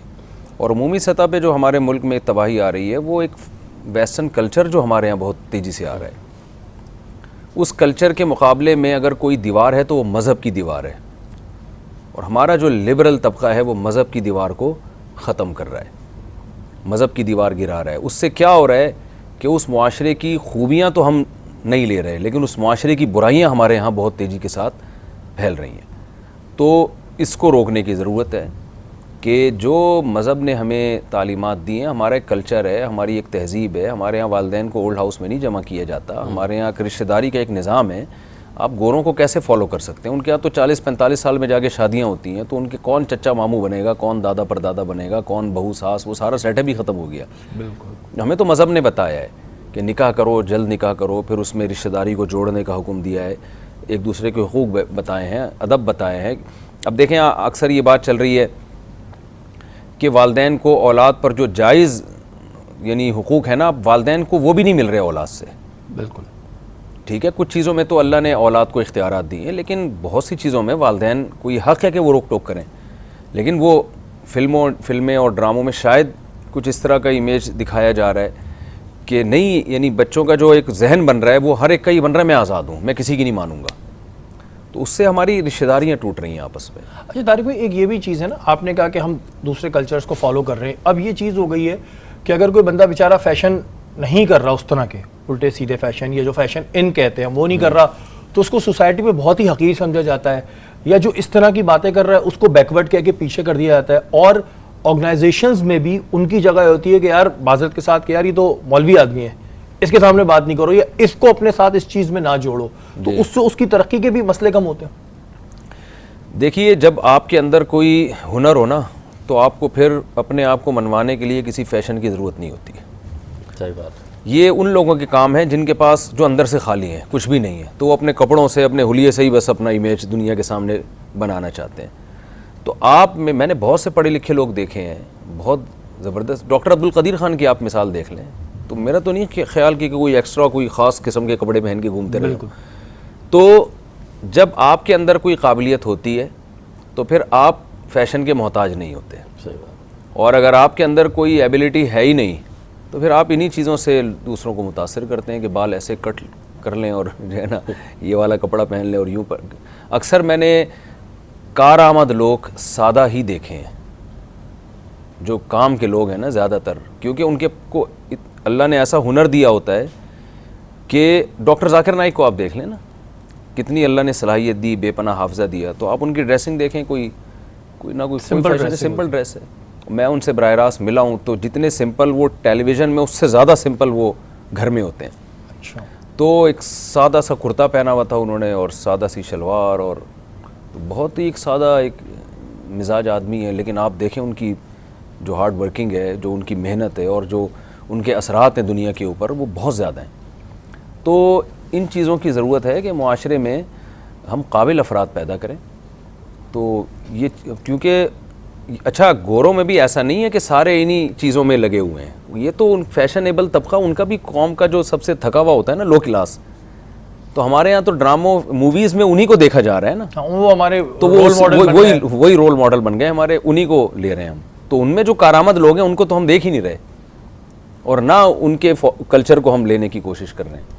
اچھا ایک چیز اور ہوتی ہے کہ ہم مسجد میں جاتے ہیں، اکثر ہم دیکھتے ہیں خاص طور پہ تراویحوں میں یہ چیز زیادہ نوٹس ہوتی ہے کہ بچوں کو پیچھے کی طرف بھیج دیا جاتا ہے کہ بھائی آگے کچھ بڑے ہوتے ہیں کہتے نہیں تم ہماری خراب کرو گے نماز یا ہماری تراویح، پیچھے چلے. اور پیچھے بچوں کو ایک ٹولہ جمع ہوتا ہے اور پھر وہ کھیلتا رہتا ہے. تو یہ ٹھیک ہے، یہ نہیں ہے کہ بچوں کو اپنے ساتھ کھڑا کریں، یہ بچوں کو پیچھے کیوں کرتے ہیں مسجد میں؟ یہ تو دیکھیں حدیث میں بھی حکم ہے کہ جو سمجھدار لوگ ہیں وہ آگے کھڑے ہوں. نماز کا ایک وقار ہوتا ہے نا، کسی بھی بڑی محفل میں ہمیشہ ایسا کبھی نہیں ہوتا کہ پہلی صف میں بچے ہوں. ٹھیک ہے. تو یہ تو ایک اصولی بات ہے کہ جب اللہ کا دربار لگے گا تو سنجیدہ لوگ، حدیث سے بھی یہ بات ثابت ہے، علماء صلحاء آگے ہوں، لیکن اس میں وہ پہلے سے ہی آگے آئیں. ایسا نہ ہو کہ آپ لیٹ آ رہے ہیں اور بچوں کو کھینچ کے آپ پیچھے کر رہے ہو، جو مسجدوں میں ہو رہا ہوتا ہے. یہ ایک بد اخلاقی والی حرکت ہے باہر. اور دوسری بات یہ کہ پیچھے جو بچے صف میں کھڑے ہوتے ہیں تو شرارتیں کرتے ہیں، یہ ایک نیچرل چیز ہے، یہ ہمیشہ سے ہوتی آ رہی ہے. ہم بھی کرتے تھے جب تراویح میں پیچھے نماز پڑھتے تھے. تو اس میں نہ تو بچوں کو بے لگام چھوڑ دینا چاہیے کہ بھئی کرو شرارتیں، نہ اتنی سختی کرنی چاہیے کہ جیسے مسجدوں میں بعض لوگوں کو دیکھا ہے وہ بچوں پہ ہاتھ اٹھاتے ہیں باتوں. بچے کا تو مطلب ہی یہی ہے کہ وہ کرے گا کچھ نہ کچھ تو شرارت کرے گا وہ. اچھا اس طرح کی ویڈیوز بھی بڑی اعتدال سے اس کی اصلاح کی اور تربیت کی فکر. ہم بچوں پہ تشدد دیکھ رہے ہوتے ہیں اسکولز میں بھی اور مدارس میں بھی. اب مدارس جو ہیں وہ دین کی تعلیم دیتا ہے، رسول پاک صلی اللہ علیہ وسلم بچوں سے بہت پیار کرتے تھے، شفقت فرماتے تھے. کیا دوران تعلیم بچوں پہ اس طرح کا تشدد کرنا ٹھیک ہے؟ نہیں، یہ تو کوئی بھی اجازت نہیں دے سکتا. حضرت انس ابن مالک رضی اللہ تعالیٰ عنہ چھوٹے بچے تھے 10 سال کے، فرماتے ہیں میں 10 سال نبی صلی اللہ علیہ وسلم کی خدمت میں رہا ہوں، کبھی آپ صلی اللہ علیہ وسلم نے نہ تشدد کیا نہ کبھی ڈانٹا تک نہیں. تو ہم یہ نہیں کہہ رہے کہ بچوں کو آپ بالکل ہی بے لگام چھوڑ دیں، ڈانٹیں بھی نہیں ان کو، لیکن یہ جس طرح کے تشدد کی ویڈیوز وائرل ہوتی ہیں تو ظلم ہے، زیادتی ہے، اس کو تو کوئی بھی جائز نہیں کہتا. میں نے مدرسے میں پڑھا ہے، ہم نے تو الحمدللہ کبھی تشدد نہیں دیکھا جو جہاں سے میں نے پڑھا ہے. تو اب یہ اتنے ریزنز کیوں ہونے لگے کہ جو چیزیں آ بھی جاتی ہیں؟ دیکھیں میڈیا بہت تیز ہو گیا ہے، سوشل میڈیا. اب کہیں بھی کوئی دنیا میں واقعہ ہو رہا ہے نا، وہ فوراً یعنی اپلوڈ ہو جاتا ہے، وہ وائرل ہو جاتی ہے ویڈیو. اس سے ہمیں ایسا لگتا ہے کہ ہر جگہ یہی ہو رہا ہے، تو ایسا نہیں ہے، ہر جگہ ایسا ہو نہیں رہا ہوتا. جہاں ہوتا ہے وہ فوراً وہ ویڈیو وائرل ہو جاتی ہے. تو اس لیے یعنی یہ جو سوشل میڈیا کے ذریعے نیگیٹیوٹی بھی بہت تیزی سے پھیلائی جاتی ہے، تو اس کا یہ مطلب نہیں ہوتا کہ ہر جگہ ایسا ہی ہو رہا ہے. میں ملیشیا میں تھا، وہاں ہم کہیں ہوٹل کھانا کھانے کے لیے گئے تو ایک انہوں نے جو ٹیلی ویژن تھا نا، اس میں چینل ادھر ہی کا پاکستان کا لگایا ہوا تھا، تو اس میں ویڈیو دکھائی جا رہی تھی کہ ایک اسکول میں بچے کو بے تحاشا مارا جا رہا ہے. تو اس پہ پھر تبصرہ ہو رہا تھا کہ دیکھیں یہ کیا ہو رہا ہے. میں نے ان سے کہا اتنی کروڑوں کی آبادی ہے پاکستان میں، ایک واقعہ تشدد کا ہوا ہے جو کہ غلط ہوا ہے، لیکن اس کو ہائی لائٹ کر کے لاکھوں کروڑوں لوگوں کو دکھانا، پھر اس پہ تبصرہ کرنا، یہ منفی چیز ہے جو پھیلائی جا رہی ہے. تو اس سے کیا ہوگا کہ جو نہیں بھی مار رہے ہیں نا، ان کو بھی شاید یہ ہو کہ یار یہ نارمل چیز ہے، کوئی ایسی بڑی بات ہی کوئی بڑی بات نہیں ہے. تو ایسے واقعات اگر اکا دکا کروڑوں کی آبادی میں ہو رہے ہیں تو ان کو چھپانا چاہیے اور اصلاح کی کوشش کرنی چاہیے. ان کی ویڈیوز کو، جیسے خودکشی کی ویڈیوز وائرل کرنا، اس سے تو آپ لوگوں کو ترغیب دے رہے ہیں. بالکل. ابھی وہ انڈیا کی ایک ویڈیو وائرل ہوئی تھی کہ وہ میں جا رہی ہوں، میں دریا میں چھلانگ لگاؤں گی، میں یوں کر رہی ہوں، لوگ اس پہ ترس کھا رہے ہیں. بھائی آپ اگر ایک گناہ کر رہی ہو، آپ ساری دنیا کو کیوں بتا رہی ہو؟ یعنی وہ بزبان حال سب لڑکیوں کو پیغام دے رہی تھی کہ سسرال میں اگر تمہارے ساتھ زیادتی ہو رہی ہے تو تم بھی دریا میں کود کے چھلانگ لگاؤ. اچھا، کہ سوشل میڈیا کا استعمال جہاں پہ بہت سارے فوائد ہیں، لوگ آپ کے لیکچر سنتے ہیں اور اچھی چیزیں دیکھتے ہیں، پازیٹیو چیزیں سیکھتے ہیں. اب ایک یہ چیز ہو گئی ہے کہ بازار میں کچھ بھی ہو رہا ہو، میاں بیوی لڑ رہے ہیں، کسی کی بائک سلپ ہو گئی، بچانے کا پہلے بڑا ایک اچھا کانسیپٹ تھا، لوگ بھاگے آتے تھے. اب ہم نے دیکھا کہ موبائل نکال کے کھڑے ہوتے ہیں کہ بس جی ڈالنی ہے. یہ کیا، یہ لائکس بڑھانے، شیئرز بڑھانے؟ بہت بہت افسوس کی بات ہے. میں پچھلے سال کا واقعہ ہے کہ 2 مزدوروں کو میں نے دیکھا کہ وہ کرنٹ لگنے سے نا بیچاروں کا انتقال ہو گیا، اور وہ اتنا پاورفل کرنٹ تھا کہ جب ان کی باڈی سے وہ تاریں ٹچ ہو رہی تھی تو اس وقت بھی ان کی باڈی سے آگ نکل رہی تھی. تو میں نے وہ منظر دیکھا، بہت یعنی افسوس ہوا. وہ تو بیچارے مر چکے تھے، ان کو بچانا تو ممکن نہیں تھا، لیکن بہرحال کسی حد تک باڈی محفوظ ہو جائے. تو جو چند ایک لوگ تھے وہ اس میں لگے ہوئے تھے کہ یہ تار کسی طرح ہم ہٹائیں اور ان کی باڈی محفوظ ہو جائے. لیکن بہت سے لوگ کیا کر رہے تھے، بجائے مدد کرنے کے اپنے موبائل سے ویڈیو بنا رہے تھے. بالکل ایسے ہی ہوتا ہے. تو یہ بہت ہی اس ویڈیو میں نقصان یہ ہے، ایک تو یہ کہ آپ ان کی مدد نہیں کر پا رہے، دوسرا جب یہ ویڈیو ان کے لواحقین دیکھیں گے تو ان پہ کیا گزرے گی کہ یار ہمارے ریلیٹیو کے ساتھ یہ ہوا ہے. تو یہ بہت ہی غلط حرکت ہے. کوئی ایسا حادثہ ہو تو فوراً آپ اس کی ویڈیو بنائیں اور اس کو اپلوڈ گناہ کے زمرے میں بھی آتا ہے. بالکل گناہ کے زمرے میں آتا ہے. یہ تکلیف دے رہے ہیں آپ لوگوں کو. اور میں یہ سوچ رہا تھا یہ تو ظاہر مزدور بڑی عمر کے تھے، تو ان کے بچے بھی ہوں گے، وہ دیکھیں گے کہ یار ہمارے والد اور ابو کیسے آگ میں جل رہے ہیں. کیونکہ ڈاکٹر بھی اسی وجہ سے کہتے ہیں پیشنٹ کیونکہ اس کو جو ساتھ اٹینڈنٹ ہوتے ہیں کہ آپ باہر چلے جائیں، کیونکہ وہ تکلیف میں ظاہر نہیں دیکھ سکتے. اور یہ تو پھر ایسے واقعات ہماری ایک عام چیز ہو گئی کہ سوشل میڈیا پہ یہ جو بات بتانے کا مقصد اور پوچھنے کا مقصد ہے، میرے ذہن میں جتنے سوال آ رہے ہیں میں اس وقت پوچھ رہا ہوں کہ ہمارے معاشرے کا اب ایک المیہ بن چکا ہے. ہم مدد سے پہلے اس چیز پہ جاتے ہیں کہ جی کس طرح ہم پہلے ویڈیو بنا لیں، ہم کس طرح پہلے اپنی شکل کے ساتھ اس میں اپنی شکل بھی ہم دکھاتے ہیں کہ وہ تو بیچارہ جل ہی رہا ہے لیکن میں بھی ہٹ ہو جاؤں، میں بھی وائرل ہو جاؤں. خدا را نہیں کریں، یہ گناہ ہے. یہ گناہ ہے، ان کو تکلیف ہوتی ہے، پوری زندگی وہ تکلیف میں بیچارے ساتھ جئیں گے. جب ان کو نظر پڑے گی یا وہ واٹس ایپ کلپ چلتا رہے گا تو خدا را اس پہ نہ چاہیں. محسن بھائی، غزوہ بدر کی بھی آج ظاہر ہم اس پہ بات کر رہے ہیں، تو غزوہ بدر میں کتنے مسلمان شہید ہوئے تھے اور کتنے جو کافر تھے وہ مارے گئے تھے، یہ ذرا بتائیں. اچھا، اس بارے میں بات کرنے سے پہلے میں جو بات کرنا چاہتا ہوں، بڑی اہمیت کے حامل وہ یہ تھی کہ حضرت نے جو بات کہی نا، خاص طور پہ بچوں کے حوالے سے، کہ نابالغ جو بچے ہیں نا ان کو پیار محبت سے آپ جو ہے نا ان کو پیچھے کرا گے نماز میں، کیونکہ بالغ کے ساتھ کھڑا کرنا جائز نہیں. دوسری بات یہ کہ آج کا جو معاشرہ ہے نا، میاں بیوی کے تعلقات، بہن بھائیوں کے تعلقات، اس میں سب سے بڑی خرابی جو ہے نا وہ دین کی کمی ہے. بے شک. اور جب دین کی کمی ہو تو پھر یہ خرابی بہت زیادہ پیدا ہو جایا کرتی ہیں. تو اللہ تعالیٰ ہمیں ان خرابیوں سے بچنے کی توفیق عطا فرمائے. آمین آمین. اور دین پر عمل کرنے کی توفیق عطا فرمائے. اعتکاف کے بارے میں کیا حکم ہے؟ ہمارے ہاں ہم نے ایسے اعتکاف بھی دیکھے ہیں کہ لوگ اعتکاف میں تو بیٹھ جاتے ہیں لیکن اعتکاف میں بھی موبائل فون یوز ہو رہا ہے اور باہر کی دنیا سے آپ کنیکٹ ہیں، تو کیا اعتکاف کے اندر موبائل فون رکھ سکتے ہیں؟ دیکھیں، اعتکاف نام ہے اپنے آپ کو رمضان کے آخری عشرے میں باؤنڈ کر دینا اللہ کے گھر تک. تو اس میں آپ اندر رہ کے باتیں کریں، سوئیں، جو بھی کریں، اعتکاف کا فرض تو بہرحال ادا ہو جائے گا. لیکن ظاہر ہے اعتکاف میں کچھ جو حکمتیں اور مصلحتیں ہیں کہ آپ اپنے آپ کو جو باؤنڈ کر رہے ہو اللہ کے گھر میں، تو اس کا ایک حکمت اس میں یہ ہے، مصلحت یہ ہے کہ آپ اپنے آپ کو عبادت کے لیے فارغ کر سکیں. بالکل. تو موبائل فون رکھنا جائز ہے، اس میں گناہ نہیں ہے، لیکن آپ سارا دن موبائل میں ہی لگے رہیں. اچھا، کس حد تک یوز کر سکتے ہیں؟ کیا گھر سے رابطے کے لیے یا آپ اس پہ سوشل میڈیا کی ویڈیوز دیکھ رہے ہیں، کر رہے ہیں، ٹھیک ہے؟ کوئی بھی جائز کام کیا جا سکتا ہے اعتکاف میں. اگر کوئی ایسی ویڈیو جو ناجائز نہیں ہے، اس میں کوئی بے حیائی کا عنصر نہیں ہے، تو جیسے دینی ویڈیوز ہوتی ہیں تو اس میں کوئی حرج نہیں ہے، بشرطے کہ دوسروں کے آرام میں خلل نہ ہو. لیکن موبائل، اینڈرائڈ موبائل خاص طور پر ایسی چیز ہے کہ اس میں انسان اب جب ویڈیوز دیکھنا شروع کرتے ہیں نا لوگ، اعتکاف میں بھی ہم نے دیکھا ہے، تو پھر وہ 2-3 گھنٹے دیکھتے ہی رہتے ہیں. تو اس لیے بہتر تو یہی ہے کہ موبائل گھر میں رکھ کے آئیں آپ. لیکن اگر آپ لاتے بھی ہیں موبائل تو پھر دوسرے نمبر پہ کوشش کریں اینڈرائڈ والا نہ ہو، تاکہ آپ کو کوئی ایمرجنسی میں گھر میں بات کرنی ہو تو اس حد تک محدود ہو. اور اگر اینڈرائڈ والا بھی رکھنا ہے آپ نے تو پھر آپ اپنی بریکوں کو مضبوط کریں. یعنی یہ فیصلہ کریں کہ میں یہاں آیا کیوں.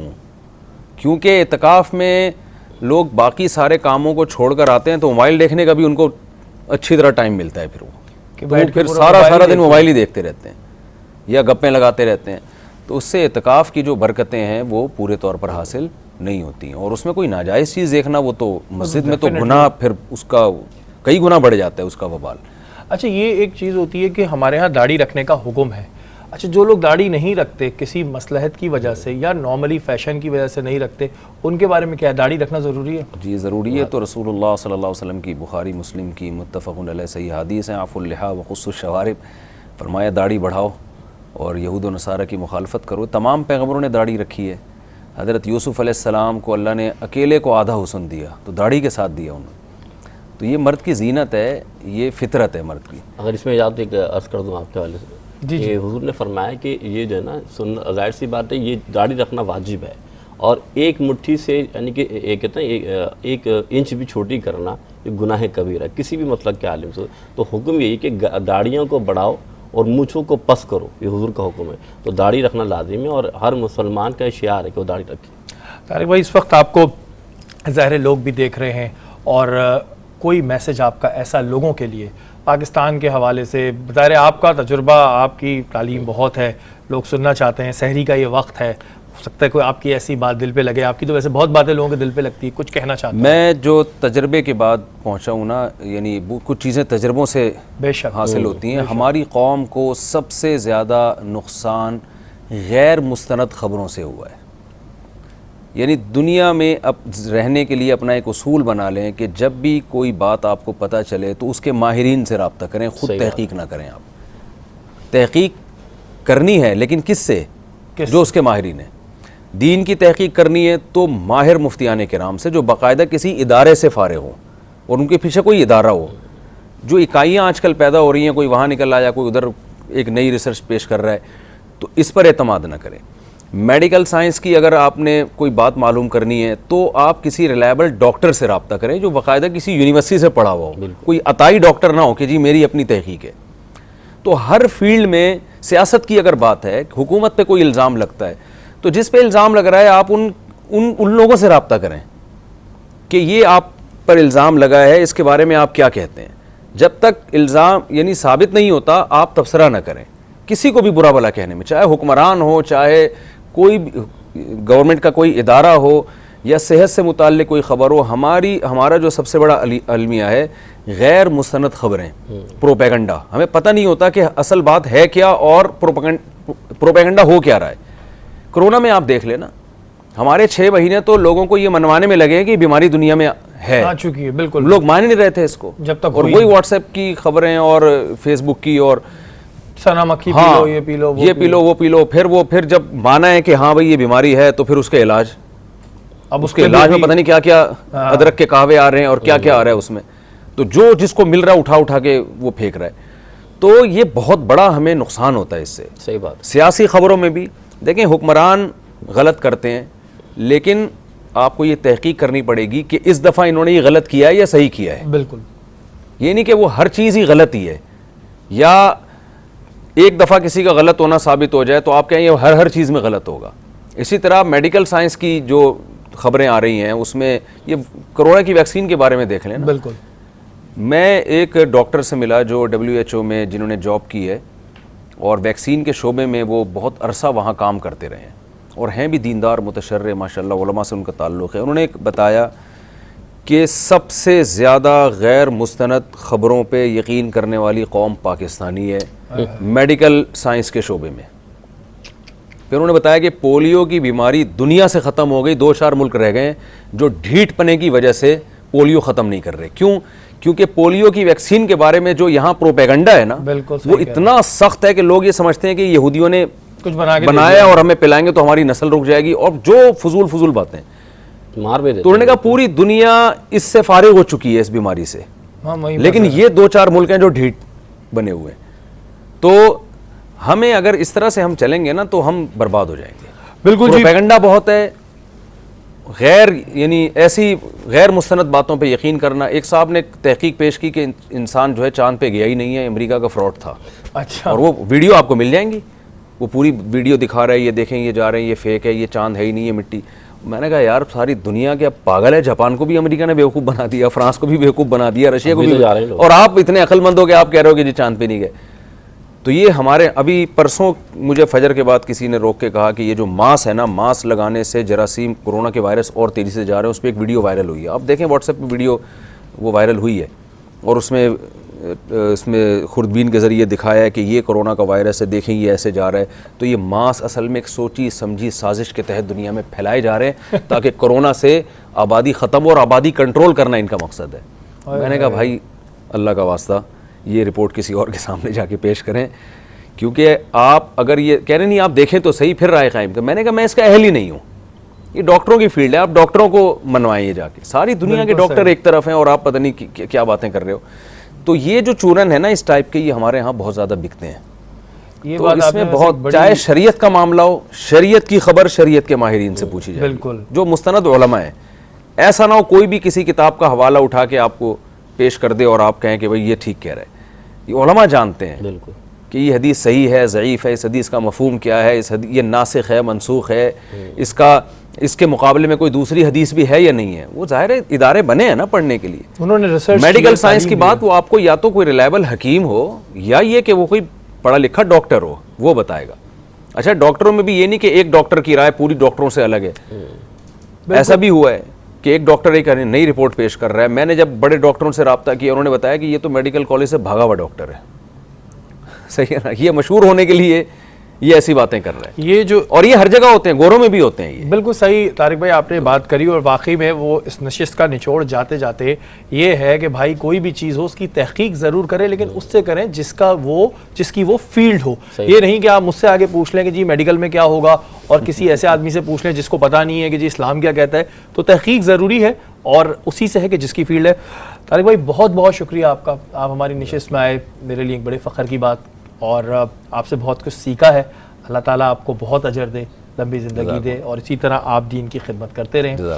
یہاں ہماری نشریات کا وقت ختم ہوا ہے. کل انشاءاللہ تعالیٰ دوبارہ ملاقات ہوگی. تب تک کے لیے پاکستان زندہ باد.